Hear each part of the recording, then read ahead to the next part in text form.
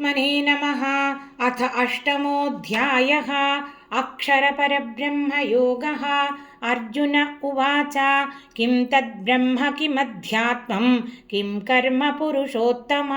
अधिभूतं च किं प्रोक्तम् अधिदैवं किमुच्यते अधियज्ञः कथं कोत्र देहेऽस्मिन् मधुसूदन प्रयाणकाले च कथं ज्ञेयोऽसि नियतात्मभिः। श्रीभगवानुवाच अक्षरं ब्रह्म परमं स्वभावोऽध्यात्ममुच्यते भूतभावोद्भवकरः विसर्गः कर्मसंज्ञितः अधिभूतं क्षरो भावः पुरुषश्चाधिदैवतम् अधियज्ञोऽहमेवात्र देहे देहभृतां वर अन्तकाले च मामेव स्मरन्मुक्त्वा कलेवरं यः प्रयाति समद्भावं याति नास्त्यत्र संशयः यं यं वापि स्मरन् भावं त्यजत्यन्ते कलेवरं तं तमेवैति कौन्तेय सदा तद्भावभावितः। तस्मात् सर्वेषु कालेषु मामनुस्मर युध्य च मय्यर्पितमनो बुद्धिः मामे वैश्यस्य संशयम् अभ्यासयोगयुक्तेन चेतसा नान्यगामिना परमं पुरुषं दिव्यं याति पार्थानुचिन्तयन् कविं पुराणमनुशासितारम् अनोरणीयां समनुस्मरेद्यः सर्वस्य धातारमचिन्त्य रूपम् आदित्यवर्णं तमसः परस्तात् प्रयाणकाले मनसाचलेन भक्त्या युक्तो योगबलेन चैव भ्रुवोर्मध्ये प्राणमावेश्य सम्यक् सतं परं पुरुषमुपैति दिव्यं यदक्षरं वेदविदो वदन्ति विशन्ति यद्यतयो वीतरागाः यदिच्छन्तो ब्रह्मचर्यं चरन्ति तत्ते पदं संग्रहेण प्रवक्ष्ये। सर्वद्वाराणि संयम्य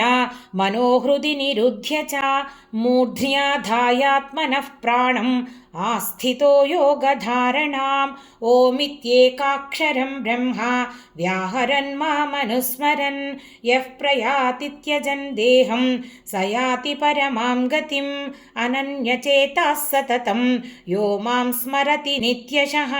तस्याहं सुलभः पार्थ नित्ययुक्तस्य योगिनः मामुपेत्य पुनर्जन्म दुःखालयमशाश्वतं नाप्नुवन्ति महात्मानः संसिद्धिं परमां गताः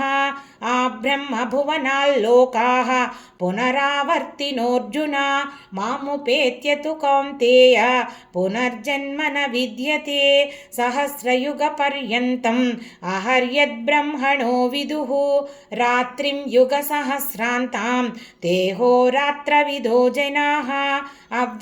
अव्यक्ताद्व्यक्तयः सर्वाः प्रभवन्त्यहरागमे रात्र्यागमे प्रलीयन्ते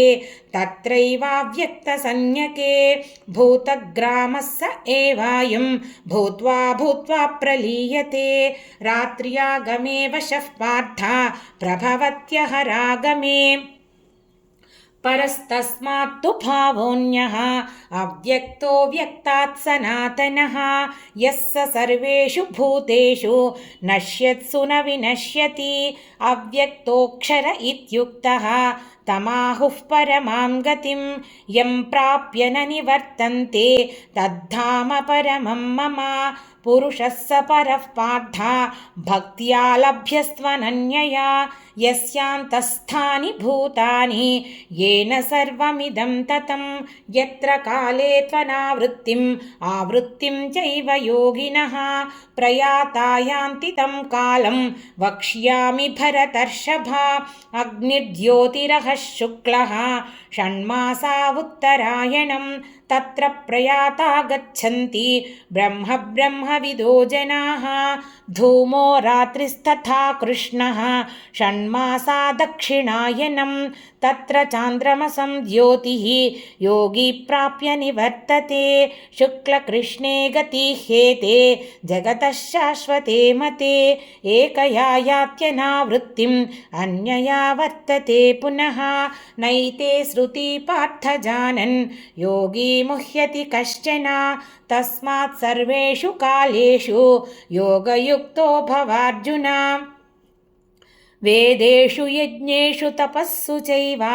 दानेषु यत् पुण्यफलं प्रदिष्टम् अत्येति तत्सर्वमिदं विदित्वा योगी परं स्थानमुपैति चाद्यम् श्रीमद्भगवद्गीतासु उपनिषत्सु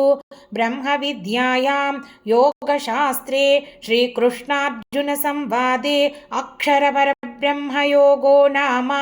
8मोऽध्यायः।